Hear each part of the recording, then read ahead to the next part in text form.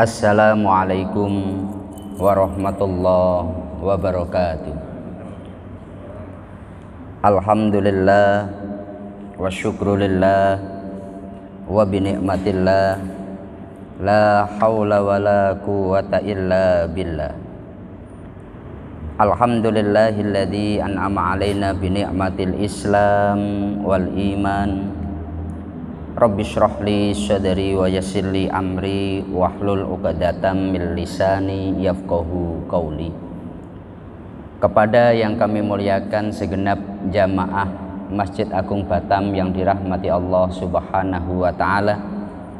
Seperti biasa, setelah melaksanakan sholat zuhur, sejenak marilah kita bersama-sama mengikuti kajian tafsir Asy-Syafi'i. Selama kurang lebih 7 menit ke depan, marilah kita bersama-sama niat thalabul ilmi dan juga niat iktikaf di masjid kita ini, agar duduk kita bersama oleh Allah dicatat sebagai ibadah. Adapun pembahasan kita kali ini dalam surat An-Nur ayat 32, Allah berfirman, Bismillahirrahmanirrahim. Wa ankihul ayama minkum wassholihina min ibadikum wa imaikum iyakunu fuqara ayunihimullahu min fadli wallahu wasi'un alim. Yang artinya, nikahkanlah orang-orang yang sendirian di antara kalian dan orang-orang yang layak menikah dari hamba-hamba sahaya kalian, yang laki-laki dan yang perempuan. Jika mereka miskin, maka Allah akan memampukan mereka dengan karunia-Nya, dan Allah maha luas pemberiannya lagi maha mengetahui. Dalam kitab Imam Asy-Syafi'i beliau mengatakan bahwa berdasarkan riwayat dari Imam Sufyan dari Yahya bin Sa'id dari Ibnul Musayyib mengenai firman Allah, az-zani la yankihu illa zaniyatan aw musyrik. Imam Asy-Syafi'i mengatakan bahwasanya ayat itu yakni laki-laki yang berzina tidaklah menikahi melainkan dengan perempuan yang berzina.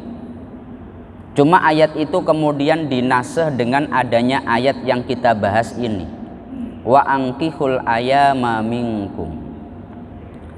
Ayat yang kita bahas ini adalah perintah Allah, hendaknya orang-orang yang sendiri di antara kita, katakanlah dia belum memiliki pasangan, untuk segera dinikahkan.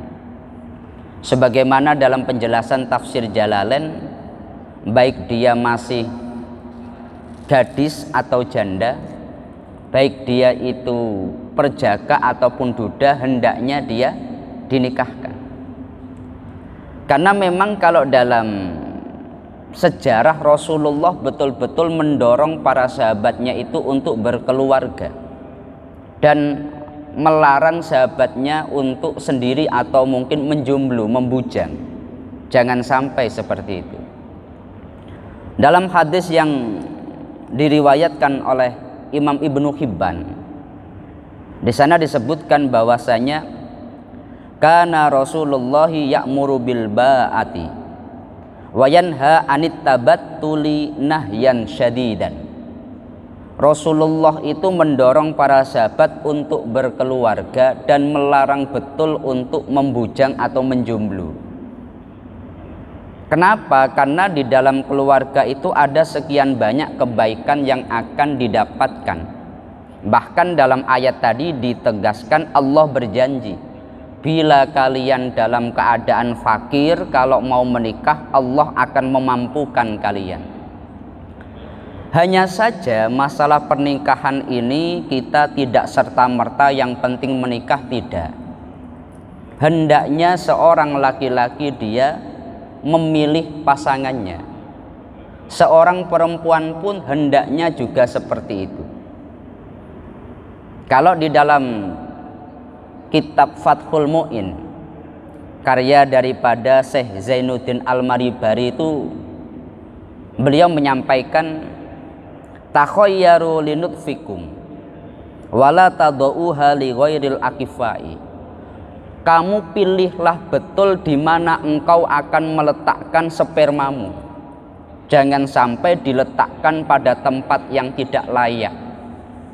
Harus kita itu berpikir betul, kira-kira dia cocok atau tidak menjadi istri. Untuk memilih seorang istri itu biasanya dari 4 hal. Ini sebagaimana digambarkan dalam hadis Rasulullah, yang itu merupakan hadis muttafaq alaih. Rasulullah menyampaikan tankihul mar'ata li arba'in, menikahlah pada perempuan karena 4 hal. Limaliha umpamanya, atau nikahi biasanya perempuan itu dinikahi karena 4 hal. Limaliha wali jamaliha wali hisabiha wali diniha. Ada karena faktor kecantikan, karena cantik makanya pingin menikahi. Wali maliha, karena kaya maka pingin dinikahi. Wali hisabia, atau karena keturunannya dia merupakan anak orang yang punya pengaruh besar. Dan yang terakhir wali diniha, karena agamanya. Cuma Rasulullah menyampaikan fatfar bidaditin, carilah yang memiliki agama yang baik. Taribat yadak, maka engkau akan selamat. Ini biasanya 4 hal ini yang menjadi pertimbangan orang ketika mencari pasangan. Bisa karena faktor fisik yakni cantik, bisa karena faktor harta, bisa karena faktor kedudukan, bisa juga karena faktor agama. Cuma Rasulullah itu menyampaikan, bila kita yang paling penting adalah faktor agamanya, kita akan selamat. Makanya pernah ada seorang sahabat itu, beliau sudah lamaran, sudah memiliki ikatan janji mau menikah. Cuma Rasulullah berkata, anadorta ilaiha, kamu sudah melihat dia. Jadi dia sudah khitbah tapi belum pernah melihat pasangannya. Kamu sudah melihat dia, belum Nabi. Maka Rasulullah menyampaikan, idhab fangdur ilaiha, kamu datang ke rumahnya karena kamu sudah khitbah, kamu itu sekarang coba lihat dia. Makanya untuk mencari pasangan hendaknya kita itu memilih, bukan berarti jual mahal, bukan, tapi selektif demi kebaikan kita bersama. Karena sederhananya orang mencari handphone itu pun juga milih. Laki-laki perempuan kalau nyari handphone ya milih. Kita cari kendaraan itu juga milih. Kalau umpamanya cari mobil, ini bagaimana dalemannya, bagaimana mesinnya, bagaimana catnya. Kalau umpamanya cari motor sama, bagaimana dalemannya, umpamanya cari yang umpamanya skoknya bagus, katakanlah seperti itu. Ini adalah perkara yang biasa dilakukan manusia, memilih.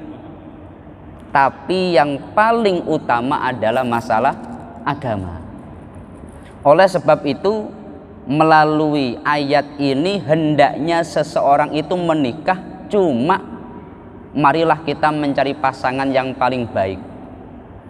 Karena kalau dalam ayat yang lain itu Allah berfirman, hunna libasul lakum wa antum libasul lahun.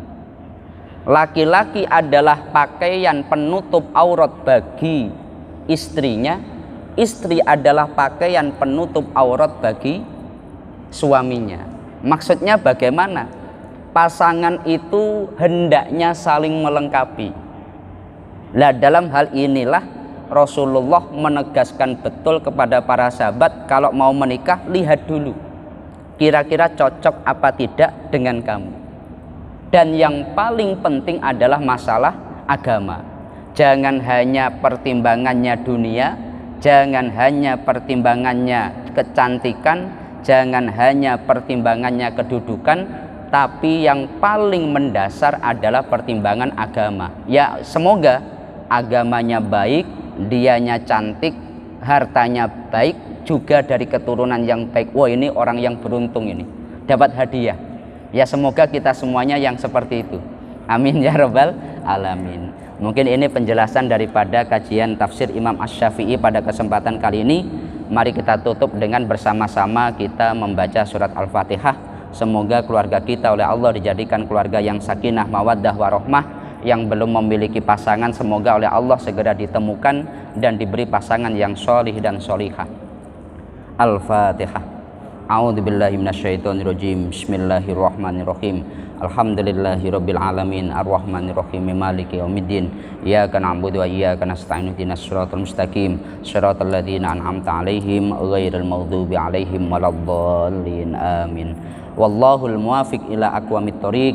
Wassalamualaikum warahmatullahi wabarakatuh.